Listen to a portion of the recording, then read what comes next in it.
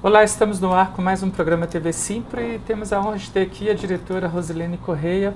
Ela vai falar para nós sobre a volta às aulas, com todas as informações necessárias para os professores e professoras, e também sobre as lutas desse ano, já com uma greve apontada aí para 18 de março, para começar a esquentar os motores aí da luta de 2020. Rosilene Correia, bem-vinda. Oi, Paulo. Eu sei que você sabe tudo.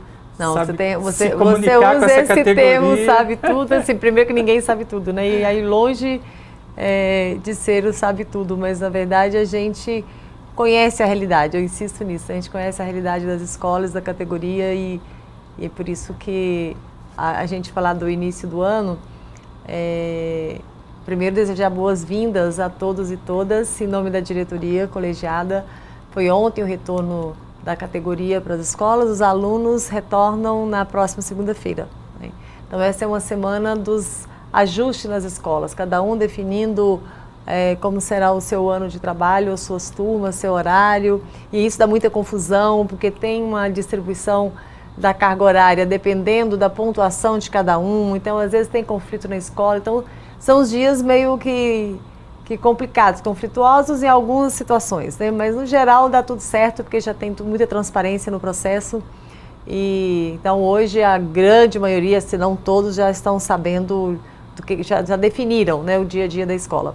E tem aqueles que, por algum motivo, estão se apresentando na sua regional de ensino para serem encaminhados para as escolas, exatamente para suprir essas ainda onde tem as carências. E depois vem a etapa dos contratos temporários, que também serão chamados, porque nós infelizmente temos muitos professores e professoras aí que não retornaram ontem devido ao adoecimento da categoria, que é um ponto que hoje assim, é de estrangulamento mesmo na nossa categoria, né? E isso não só aqui no Distrito Federal, pressão, é geral. Né?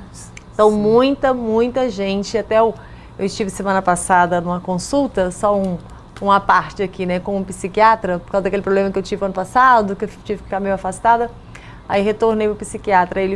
Quando ele me olhou, foi a primeira consulta com ele, aí ele me reconheceu e sorriu, falou: nossa, o que está acontecendo? Não, agora sim chegamos no fundo do poço, porque a semana que eu não afasto pelo menos 3 professoras aqui por problema emocional, eu não trabalhei. E agora vem você, então assim, realmente o negócio está muito sério, que eu acho que ele imaginou aí quem tem que, de certa forma, cuidar um pouco dessa categoria, né, fazendo parte da direção, e aí também está aqui pedindo socorro. Então é muito preocupante, porque a grande maioria dos afastamentos são realmente doenças de fundo emocional. Então isso mostra que a gente tem um ambiente nas escolas, e o ser professor, professora e orientadores também, lógico, né? O ambiente da escola, ser trabalhador da educação aponta assim, para problemas e que chama a atenção do que a nossa juventude não está querendo ser professor, professora. Então a gente tem uma tendência de futuro de uma baixa preocupante de número de pessoas que se interessam por essa carreira. E com isso facilita a precarização, né, Paulo? Já entrando aqui nesse quadro, nós fechamos o ano com cerca de 40% da regência por contratos temporários.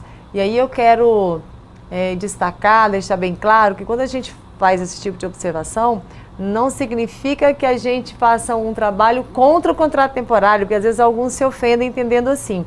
O contrato temporário ele é necessário, nós queremos sim, inclusive queremos esse tanto ou até mais para substituir, para que a gente possa ter os nossos direitos garantidos, que é a redução dos 20% que nós não temos a categoria usufruindo, e a licença prêmio, que tem esse volume gigante virando pecúnia exatamente porque não tem o gozo da licença. E para isso precisamos do contrato temporário.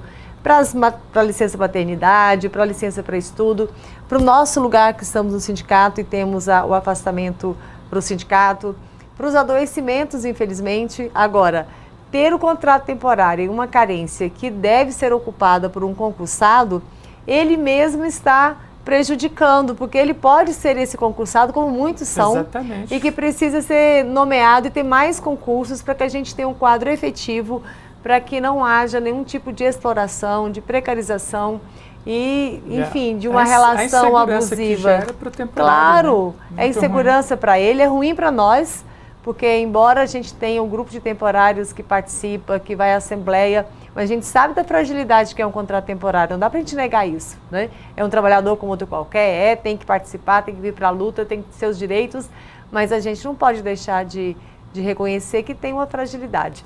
Então é nesse sentido, assim como agora nós estamos discutindo a condição do educador social voluntário. Não sei se você acompanhou aí esses últimos dias, e é a mesma situação. As escolas, nós estamos tendo assim uma mudança de perfil nas escolas, e quando a gente fala da privatização da educação, passa por isso. Há uma substituição de forma bem disfarçada de servidores, de concursados por terceirizados. Aí agora ainda criaram o termo, que não é de agora, do voluntário. Trabalho voluntário eu faço no meu tempo, na minha hora, né? Sem remuneração, voluntário, o nome diz. Esses voluntários, a escola tem uma modulação com número tal que cada escola pode ter, dependendo do que a escola atenda, e eles recebem R$30 por dia, que a justificativa é que é para o transporte, locomoção e alimentação. Então, o que tem com isso? Na verdade, não são voluntários, são pessoas que são desempregadas, que precisam, e aí se submetem a uma condição dessa, que é de R$30 por dia. Essa pessoa certamente vai andar alguns quilômetros para chegar, para economizar o do transporte, vai comer menos para sobrar dinheiro para levar para casa, né? Então, quando a gente faz a crítica, o que nós queremos é que tenha um concurso para monitores e que essas pessoas possam fazer esse concurso e que venham para o quadro definitivo da Secretaria de Educação. Então, é uma exploração. Aí o diretor da escola, ele fica entre a cruz e a espada, porque também se não tem esse voluntário, ele não tem outra pessoa, porque não tem previsão de termos mais monitores. Uhum. Então, você se submete a ter no seu local de trabalho, sobre as suas orientações, digamos assim, responsabilidade, pessoas prestando um serviço extremamente necessário para a escola e com R$30 por dia. Sem nenhuma garantia. Nada, não, vínculo nenhum, é voluntário. Entende? Então, é uma artimanha que o governo se utiliza, que ainda usa o termo voluntário, mas a pessoa é remunerada e, enquanto isso, não faz concurso. Rosilene, o professor, até outro dia, a preocupação principal dele quando começava o ano era campanha salarial e para a luta pelo reajuste salarial, reposição da inflação e tal. Eu creio que ainda continua. Sim, continua e permanece. Mas hoje tem também duas tarefas a mais, que é a defesa da educação democrática, né, contra a militarização, que não é a solução para a educação, e também a defesa da educação pública. Exato. Quer dizer, são mais bandeiras aí. Na verdade, foi 2017 o impeachment? O golpe, na verdade, nesse país que nós sofremos. Desde então que a educação pública vem sofrendo fortes ataques. Inicialmente, lá ainda com Temer, era uma lógica mais economicista, né? Era mais na linha de cortes mesmo de investimento. A emenda constitucional. A emenda constitucional 95 que congelou por 20 anos. Depois do processo eleitoral, com a atual gestão, com o presidente Bolsonaro, além dos ataques em direitos, vem também uma forte campanha no que é a proposta pedagógica, qual é o papel da educação, né, na vida de uma pessoa, o que é o papel da escola, o que é o papel do professor. Então, hoje tem uma combinação aí entre tirar direitos dos trabalhadores em educação, como todos os trabalhadores desse país, e também o ataque ao direito do aluno de receber uma educação completa. Então, você tem uma reforma de ensino médio que precariza o ensino médio, você tem uma BNCC que foi alterada e aí elimina-se, inclusive, nessa reforma, algumas disciplinas. O ensino médio não tem mais a obrigatoriedade de oferecer todas as disciplinas. O aluno, aí eles enganam os alunos de que eles terão autonomia para escolher o que eles querem fazer, na verdade eles estão sendo lesados, estão tirando deles as oportunidades e transformando os nossos alunos da rede pública, levando para uma condição cada vez mais de desigualdade com aqueles que estão na rede privada, onde é ofertado tudo. Na rede privada não deixou de ofertar nada, porque você está pagando pelas disciplinas. E aqui o governo quer economizar, porque na medida em que o aluno que não é obrigado a oferecer, ele não oferece, o aluno não vai fazer opção, já que não tem, e vai ficando essa coisa bem reduzida e os nossos jovens tendo esse prejuízo na sua formação. E, em contrapartida, o professor também, porque na medida em que aquela disciplina deixa de ter demandas, vai deixar de ter o concurso também para aquela disciplina. Então, vai também reduzir o mercado de trabalho para o professor. Uhum. Então, tem uma combinação aí. E você falou de salário, é importante a gente colocar que, na verdade, nós estamos já com 5 anos de salário congelado, né? Não só salário, mas tudo que é financeiro congelado, tem só o crescimento natural, a nossa progressão natural na carreira, mas que é um percentual muito baixo, que isso não faz muita diferença. E aí, Paulo, qual é a grande questão? Quando a gente fala do salário, onde é que está ficando a luta pelo salário em um cenário tão desfavorável? Porque você tem hoje uma reforma administrativa que o presidente da Câmara já disse que precisa agilizar. O do Senado é a mesma coisa, né? Os dois são alinhados. E aí, o que fica claro com isso? Há uma combinação entre eles. E é interessante que eles disfarçam muito bem. Você já ouviu, todo mundo já ouviu o presidente da Câmara, o Rodrigo Maia, criticando a postura do presidente Bolsonaro. Das intervenções dele, das manifestações, das declarações dele, os absurdos dele, né? Então fica parecendo que o presidente da Câmara não comunga muito com a política do Bolsonaro. Com a figura do presidente, realmente, que envergonha todo mundo, realmente ele parece-me que tem críticas. Agora, a política implementada pelo Guedes, aí ele comunga. Ele critica muito também o ministro da Educação. Isso, né? Então, naquilo que é dele, né? Numa outra lógica, ele aprova tudo. Aí quando vai para a economia, aí ele aprova tudo, porque ele faz parte do time que quer realmente privatizar esse país, que quer vender, que quer, enfim, que soberania para ele não tem importância. E no Senado a mesma coisa. Então a reforma administrativa vai ser uma guerra muito dura, que a gente vai travar aí, e temos que fazer, porque ela virá atingir, assim, corpo, alma, coração do serviço público. Então, é um ataque não só aos nossos direitos, porque à medida em que ataca o servidor, está desmontando o Estado que inteiro deve servir ao povo, né? Então, eles eliminando os direitos dos servidores, reduzindo o número de servidores, e a intenção é extinguir mesmo algumas carreiras, né? E com isso vai ser o quê? A substituição de forma bem precarizada, com certeza, serviço precário, do serviço que vai ser privatizado e também ofertado, portanto, por uma outra lógica da condição de trabalho, do vínculo empregatício, que no caso é fim do concurso público. Uma pergunta, né? Com esses 5 anos de salários congelados, agora vem aí uma greve dia 18 de março. Em fevereiro ainda vai ser lançada a campanha salarial dos servidores públicos, todos que estão brigando por 33% de reajuste. Entre esse reajuste de reposição de inflação, 2% de aumento real apenas. Do Simpro seria quanto esses números? Então, olha só, nós temos o Plano Distrital de Educação, que já está vencido o prazo para o governo cumprir com as metas do plano. E aí nós temos a meta 17, que determina que tem que ter a equiparação com a média, né, do nosso salário, com a média dos salários dos servidores de nível superior do GDF.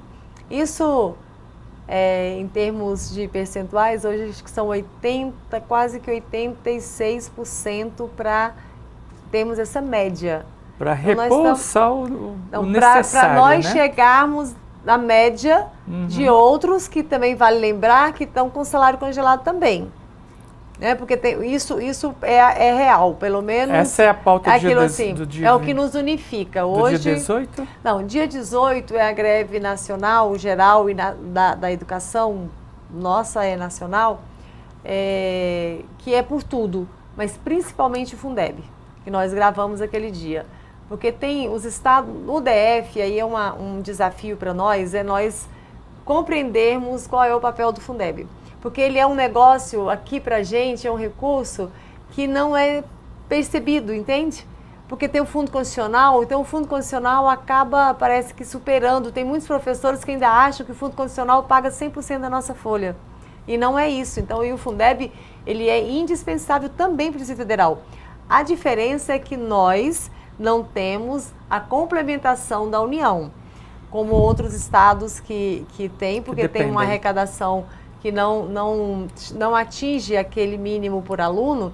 Então, a União é obrigada a complementar. No nosso caso, não. A gente não tem essa complementação da União. Mas tem o recurso que vem, que volta, né, para a gente, da nossa arrecadação, que é indispensável para as nossas escolas, inclusive para a nossa carreira. Então, o dia 18, a gente vai ter como bandeira principal a defesa do novo Fundeb, e o Fundeb permanente. Então, a gente não pode abrir mão dele. Mas a gente estava falando das reformas, rapidamente, que o tempo passa voando, né? Você voltar para a questão umbilical, então, né? Por exemplo, no site aqui do Simpro, né, tem aqui, 5 escolas fechadas e mais de 4 mil estudantes do prejuízo. Porque, na verdade, nós estamos com essas escolas, tem algumas que tem mais de um ano que foram fechadas para reconstrução, para grandes reformas, e aí os alunos foram remanejados para outras escolas ou se alugam um espaço, e é claro que há uma desacomodação nisso, né? Uma escola que recebe uma outra escola, alguma coisa sai ali da sua rotina e é um prejuízo certamente, porque as turmas ficam muito mais lotadas e nós já estamos com um inchaço natural nas nossas escolas devido à grande procura, a vinda dos alunos da rede particular para a rede pública devido à crise que nós estamos vivendo no país. Mas eu queria falar, Paulo, primeiro dizer que a nossa luta pelo nosso reajuste, ela é permanente. Nós estamos insistindo com o governo a retomada da mesa de negociação, porque isso foi suspensa mesmo. E estamos com uma discussão já bem adiantada do plano de saúde, inclusive com 2 nomes nossos da direção para o Conselho do INAS, que é quem vai trabalhar na formulação do Estatuto do INAS, dos parâmetros para esse plano de saúde, para que a gente tenha mais acesso a essas informações. Então, nós encaminhamos 2 nomes, estamos aguardando a nomeação, mas a comissão de negociação está tratando disso com a direção do INAS. Então, é algo que a gente quer fazer um movimento aí para pressionar para que, de fato, se apresente logo essa proposta de plano de saúde, que é uma coisa que o ideal seria nossos hospitais públicos atenderem muito bem, mas, infelizmente, não é essa a realidade, então a gente precisa levantar essa bandeira. O ano letivo iniciou ontem com os professores e com os alunos na segunda, sem que as escolas recebam a primeira parcela do PEDAF para as condições mínimas para funcionar, para iniciar esse ano. Então, mais uma vez, os gestores sendo obrigados a se virarem por aí da forma deles, como eles já fazem há muito tempo, infelizmente, que isso não é novidade, para garantir o início do ano, receber aí em todas as escolas quase que 500 mil de alunos. Então, eu tinha visto matéria falando que esse recurso já estava disponível para os diretores? Não, estava a segunda parcela do ano passado, que foi paga agora em janeiro. Mas a primeira de 2020, porque quando recebe já está devendo tudo. Então, o que receberam agora, posso te garantir que não tem ninguém com dinheiro na escola para preparar para o retorno. Na verdade, é já para pagar dívidas antigas. E aí eu recebi, vindo para cá, Paulo, recebi uma ligação comentando que o governador Ibanez estava fazendo a abertura dos trabalhos na Câmara Legislativa e fez uma referência lá à nossa direção, ao sindicato. Uma crítica, na verdade, com relação à militarização, justificando o projeto dele de militarizar as nossas escolas pela ausência de envio de uma proposta nossa, um projeto nosso de modelo de escola. Então, eu quero aqui deixar claro, o governador, de fato, nos pediu esse projeto e nós discutimos que o modelo de escola, ele está posto, a escola que nós defendemos. Nós temos uma pauta que poucos itens são diretamente ligados a nós, à categoria. A nossa pauta é gigante porque lá tem desde redução de alunos em turma, assim, ao nosso plano de saúde. Então, nós temos várias metas a serem atingidas, a nossa pauta é o que dará à escola as condições de termos educação que nós acreditamos ser a ideal. E nós dissemos a ele que começaríamos por termos também à disposição das escolas, os 18 militares que estão indo para cada escola, temos trabalhadores de educação, especialmente professores nas escolas, né? Então, isso por si só já resolveria muito o problema da disciplina que ele tanto fala. Que é ter gente, mas ter gente que sejam educadores para trabalhar essa disciplina. E aí com recursos para as escolas, dê autonomia e dê recursos para as escolas, que a gente mostra que todas, porque a gente não pode trabalhar um projeto em uma escola em detrimento das demais. Então nós somos quase 700 escolas e eu não posso usar como exemplo meia dúzia de escolas para dizer que a educação está muito bem. Então a gente quer o mesmo tratamento para todas as escolas, todo aluno e aluna da rede pública merece exatamente receber a mesma educação. E nós, as mesmas condições de trabalho. Então não tem segredo. O nosso modelo está lá na nossa pauta, está no plano distrital de educação, é só cumprir com aquilo que já está previsto. Mas o governador é um homem muito inteligente, né? Tanto é que ele se elegeu e... Por que ele segue exemplos aí do Flávio Dino, né, do Maranhão, ou de países como a Dinamarca, Finlândia, que tem uma educação de excelência, com investimento na escola, com mais professores, com mais educadores, terapeutas, professores porque de o Maranhão física, não tem segredo, né? O que aconteceu no Maranhão, porque essa mudança? Porque tem um governo que tomou uma decisão política de investir aquilo que era da educação na educação, porque governos anteriores, de família Sarney, etc., eles não investiam na educação, porque eles não tinham interesse nenhum em elevar a educação naquele estado. Então, o que está acontecendo agora é que aquilo que é devido à educação é aplicado na educação. Então, não tem para ver que não é tão difícil assim. Tem que ter decisão política e compromisso com a educação. E eu quero fazer uma chamada aqui, antes que a gente termine, os contratos temporários, né, as professoras e professores do regime temporário, tem muitas dúvidas aí, tem uma estrutura que é diferente, embora a gente tenha conquistado a mesma tabela, mas eles aplicam uma regra que acaba não dando o mesmo salário, mas tudo indica que agora isso vai se resolver, vai ser tabela cheia. E nós estamos convidando, então, todos os professores que estão no banco para contrato temporário para esse ano, para um encontro conosco na sexta-feira, sexta, dia 7. Vai ter o período da manhã e tarde. As informações estão no nosso site, no nosso Facebook. Reunião do sindicato. É importante que compareça para entender um pouco, saber da história dessa categoria, inclusive, para compreender que a condição do contrato temporário é, hoje, para nós, um grande orgulho, porque o contrato temporário, anos atrás, era quem a direção da escola queria convidar para ir trabalhar lá na escola, né? Não era concursado. Quem o coordenador da regional de cada cidade fosse lá e convidava o parente, o primo, o amigo, não sei quem.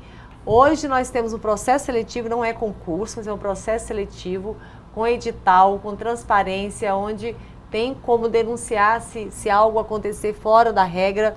A mesma tabela nossa, quase que todos os direitos, não são todos ainda, porque infelizmente tem mesmo diferença o que é serviço público e o que é o contrato deles, que não é, que é o misto, né? Então tá aí o convite. E teremos o nosso bloco do carnaval. Opa, vai ser dia 24. Agora já tem data, é dia 24, véspera do meu aniversário. Opa. Vai ser no Canteiro Central, no setor comercial sul. Nós vamos colocar os detalhes até o final dessa semana já para todo mundo já se organizar, agendar. 24 vai ser que dia de carnaval? Segunda-feira. Segunda? Então, é o nosso bloco que estará na rua, junto com outros trabalhadores, outros sindicatos estão participando conosco, também o movimento estudantil. E a gente quer que vocês convidem os alunos e pais de alunos para que a comunidade venha fazer a defesa da educação, né? Que não é uma coisa só nossa, a educação é de todo mundo e é responsabilidade de todo mundo.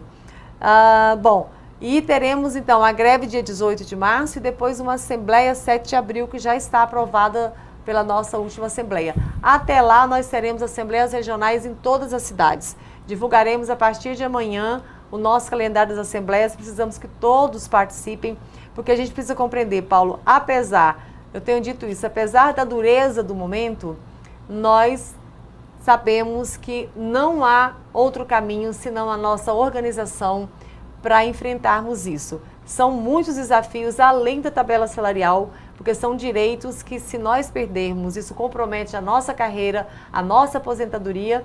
Ainda tem a reforma da Previdência que agora vem para os estados, alguns elas já foram aprovadas, né? Então estará aqui também. O governador, uma das primeiras reuniões que nós tivemos com ele, ele disse, foi categórico em dizer que o Distrito Federal não precisava passar por reforma da Previdência. Então nós esperamos que isso esteja valendo ainda, mas eu sugiro que a gente fique bem atentos Preste atenção, né? Preste bastante assim atenção, como se diz, porque, né? Esse olho aqui é exatamente, desse, né? porque pode ser aí uma surpresa para nós. Bom, nosso tempo terminou, porque tem aqui uma pauta gigante, mas acho que o importante é reforçar isso. Eu ontem fiz um videozinho meu, não foi institucional, para dar boas-vindas, falar um pouco desse momento que nós estamos e quis chamar mesmo a atenção da nossa categoria para uma coisa que eu posso ser professora de séries iniciais, trabalhar apenas com uma turma, dependendo do que eu atendo, até 20, 15, 30 alunos. Mas quando a gente pensa no nosso universo como um todo, a nossa rede de 450, quase que 500 mil de alunos, aí você agrega esse aluno à sua família, que nós também temos acesso à família, então é muita gente que nós temos acesso. Então nós temos uma capacidade, um poder nas nossas mãos, com todas as dificuldades, e temos a gestão democrática, e precisamos exercer a gestão democrática nas escolas. E agora vem o processo do conselho escolar, que é onde você vai eleger um representante de cada segmento. Esse conselho é que é a maior instância dentro da escola. Então é um conselhão da educação e que nós precisamos fazer parte, esclarecer aos pais, aos alunos a importância da participação deles, não só para ir lá testar a prestação de contas, mas para debater que educação nós queremos para os filhos dele, e eles debater o que eles querem para os seus filhos. E eu tenho usado muito o termo que a escola pode ser o nosso escudo, o paredão para proteger a educação e nos proteger. Então agora a gente precisa de todo mundo junto nisso. Por isso que pode parecer assim que é uma fala com demagogia, não é.